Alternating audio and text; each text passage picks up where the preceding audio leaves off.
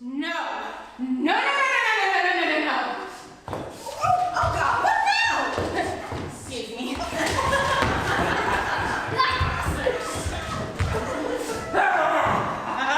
Who are you? See this? This is a waste of time. As if he's even getting to first base. Huh? I mean, look at this apartment. It looks like the inside of Oscar Grouch's trash can. I told him to take me to Shake Shack. We love a good burger, right? Anxious Tina nods, still a little shaky on her feet. Depressed Tina gets off the couch and gives Anxious Tina the pillow to hold. Anxious Tina looks up, surprised. Depressed Tina guides her to the couch, and they both sit down. Tina continues to clean up and does a final check of her reflection in the mirror. Tina grabs her purse and keys, fluffs her hair, and looks back at the two on the couch before she leaves.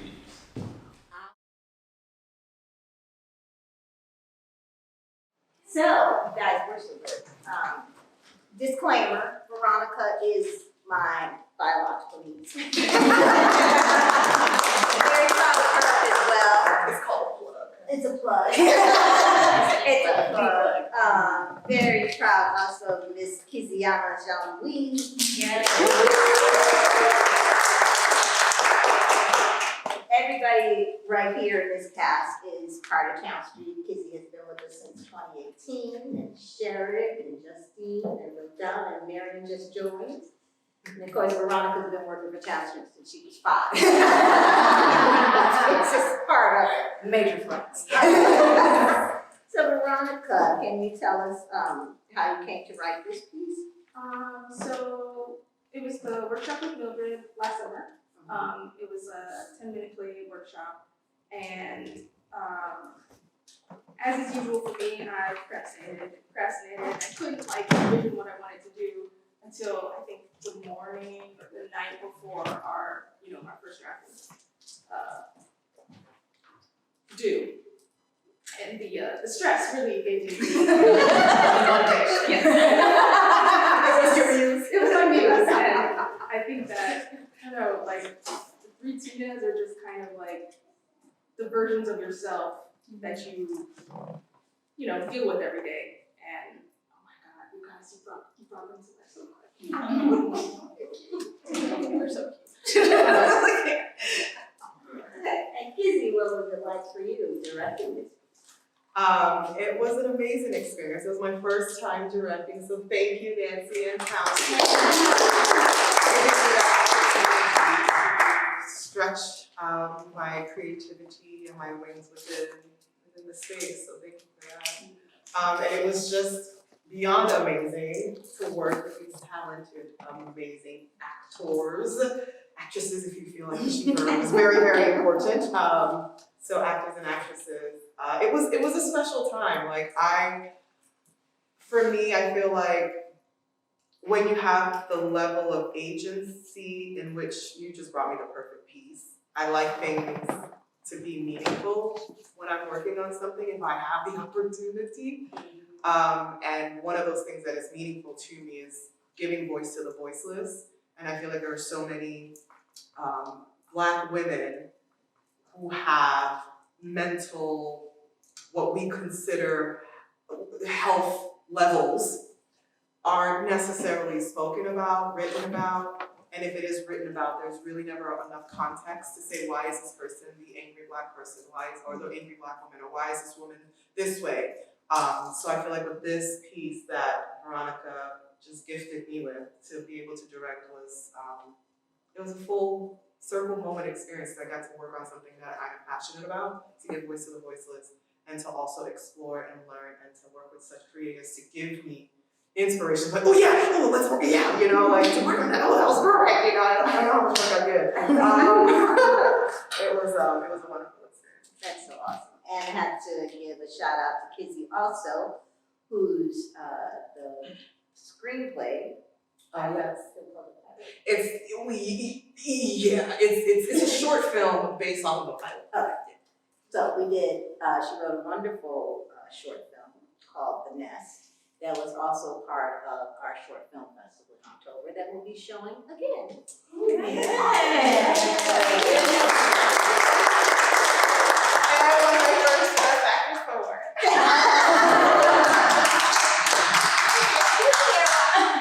The Oscar will be That's it. That's all. And Sharon, you know, it was funny when I was thinking about casting the narrator.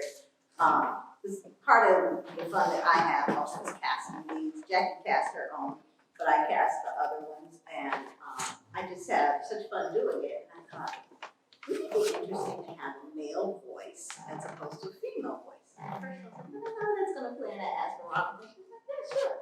So, what was it like for you, Sharon, being the lone male?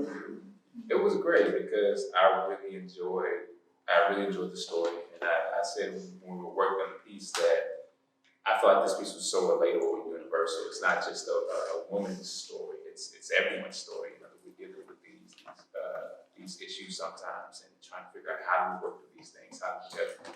So I just felt like it was a great opportunity to just be of service, you know, as a narrator, you know, to a woman's story, you know, and just what you gifted all of these actresses with. So, yeah. And you did a great job too as the narrator. Yes. Yeah. The narrator is not the secondary person. I was so excited that first rehearsal. I remember like we took like a little break after the first reading. I ran out of my room. I ran to Nancy in the living room, and I was like, oh my God, Nancy. Narrator. This is perfect. She's like, I know, I can't. Cross my fingers it works. And Justine, how was it playing the lead Tina? Oh, that was, I loved the script. It was like, as soon as I read it, I was like, yep, I have had these conversations with myself in my living room.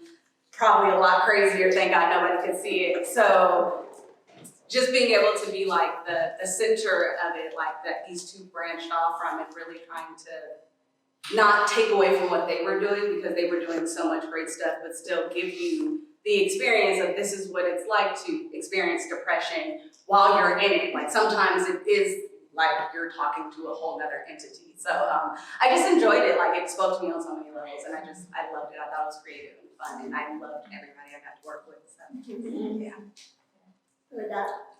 Being anxious, you were anxious. Yeah.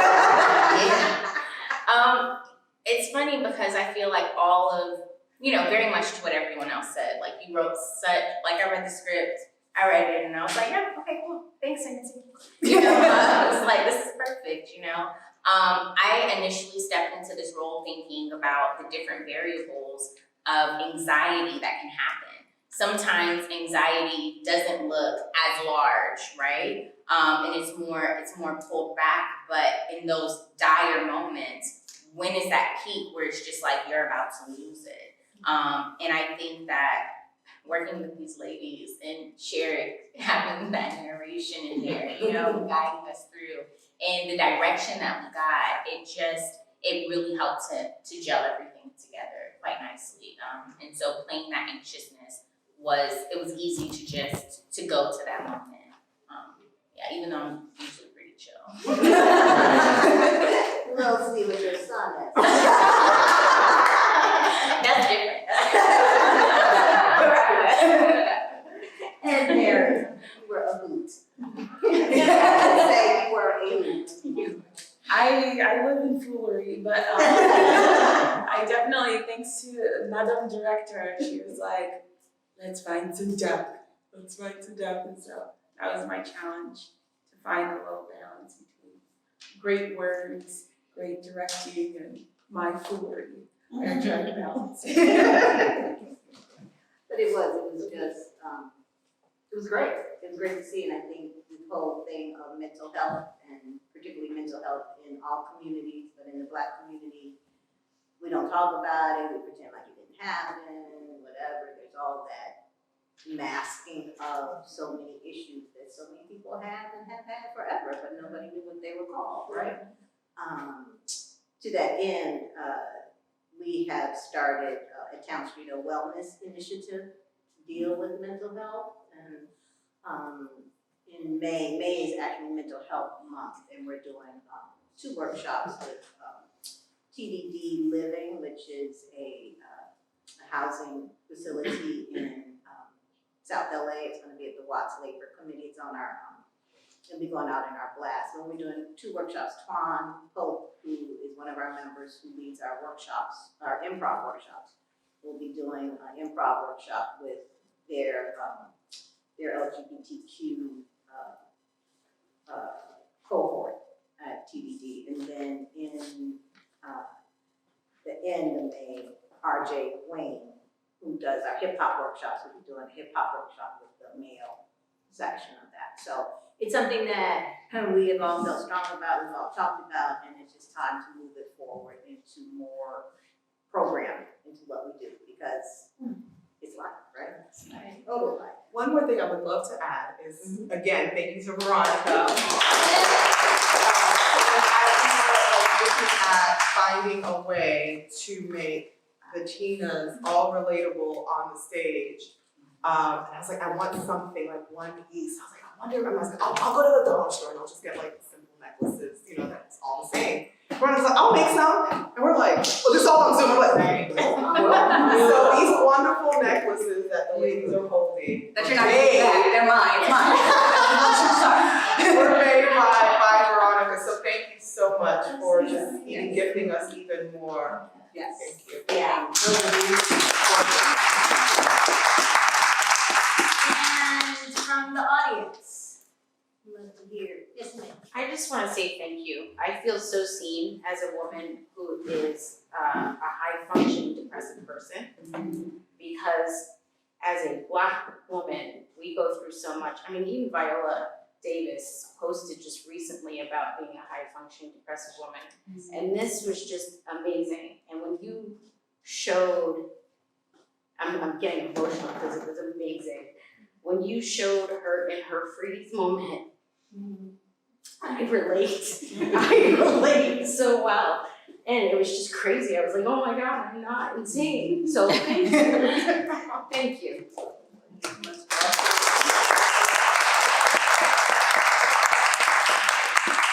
Anyone else? Yes.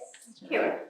I wanted to say I appreciate the little things, like even just the authenticity of the hair bonnet. Because you go to movies and Black people get out of the shower and they don't put on lotion, and you're like, we put on lotion when we get out of the shower. So I just love the little thing of like, yes, the hair bonnet, that is such a real thing. I did have a question for Veronica. I was curious about for you Tina's kind of anxiety, kind of the back and forth for her. Is that rooted in something that happened to her, or is that just kind of normal life for her? I was very curious about that. I feel like it's normal life for her. Oh, that's such a good question. Oh, I like this. I'm gonna have to dig into Tina more. Okay. But yeah, I kind of felt that I wanted this like daily occurrence, getting ready for a date, but I wanted to show how anxiety and depression become so much a part of your life that, you know, they're kind of going on the date with you and you have to like deal with them, or you try and leave them at home. But yeah, I didn't think of any inciting event. I just thought this person has these things and they're trying to deal with them. Like with high function. Yeah. And I wanted it to be kind of universal. So like her not having like a specific event that she maybe talks about, it makes it like this could be anybody with any past. That you don't have to have a traumatic past to have anxiety and depression, you know? Just living in this world is kind of traumatic. All the trauma you need right there. Just be born. Yeah. Just be born. Hello. Yes, Kira. Oh yeah, I was just gonna say it was really nice that it was also a comedy without it making fun of the thing. Yeah. Or laughing with it. I'm like, how absurd it is that we as humans do these things or have these things happen to us and yet we still do the thing. And it like to laugh at it is helpful, you know? Without like making fun of it. Yeah, just like that. I thought it was really lovely and very well done. I see. Ralph? Yeah, I just wanted to say how clever it was that You used an already frenzied woman, getting ready for the normal frenzy of getting ready, that you use both sides of the duality of her ego, attacking her from either side. It really shows clearly that's what's going on inside of us, but you took it and put it outside and said, take a look at this. And it's a great device. And it just made things so much clearer. And added to, you understand her a little bit more? Oh, yes. That's great. So, Yeah, I was gonna say that the idea of the characters and what we go through and how we walk through them, it is universal whether you think you have depression or you don't. Because you're, just getting ready for a party or getting ready to go anywhere, getting ready for work, or just like, are they gonna like going to a meeting, a business meeting? I've got this presentation, it's great, but are they gonna like it? Oh, I should use a different font. Oh my God, why didn't I do that? We do that with every single thing in our life. Buying a car. This is the one I want. No, it's not. And we talk to ourselves all the time, and they do become other people. So it's so wonderful. anybody else? Yes, Justin. This is for the writer and the director. Could you speak a bit about your collaboration between the two of you to result in what you have with the actors? Well, every time on Zoom, we had a run through. I was like, how you feeling? How you feeling? I would sit back to kind of like piggyback because I want to get as much of her vision out as much as the ideas that I also have out. I need to make sure it's in line with what her vision is. So I was constantly saying, hey, so pulse check, how you feeling? What do you like, what do you not like? Sending emails, and again, the collaborative afterward, I was just putting out, I was like, oh yeah, I'll just go to a dollar store and get some. She's like, I'll make one. I was like, oh. And then when I saw the picture, I was like, oh my God, they're so beautiful. Can I be a Tina too? Tina necklaces. Yes, Tina necklaces. They're on sale at Towne Street Theatre. I'm sorry, she doesn't know about it, but yeah. So I want to say I would like to think that it was very collaborative and inviting that we got the vision out. Yeah, like weirdly seamless. Like you guys did that first run, and then she had a couple of notes, and then we were just refining it each time. I had nothing to say because I was just like, it's perfect. This is what was in my head. I don't know how you guys, got it straight from my head out into the world. I appreciate it, but yeah, I felt so lucky. I was like, oh my God. I just usually just eat that. It's all about the connection. Yes, Nancy. Absolutely. It was interesting thinking about the director for Veronica's piece. And I knew that Kizzy had wanted to get into directing. So again, I'm just so thankful to Towne Street and the opportunities we're able to offer people and to mentor our folks. So that's also what it's about.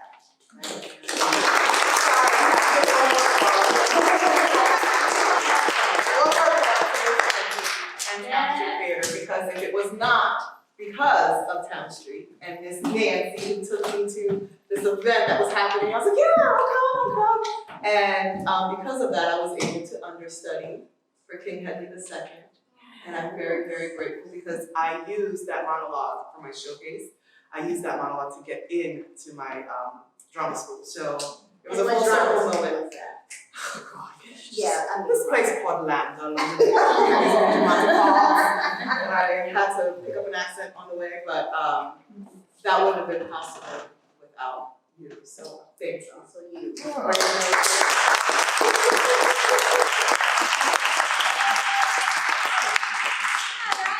Anything else? If not, we're gonna set up for the final show of the evening. AI Stein, thank you guys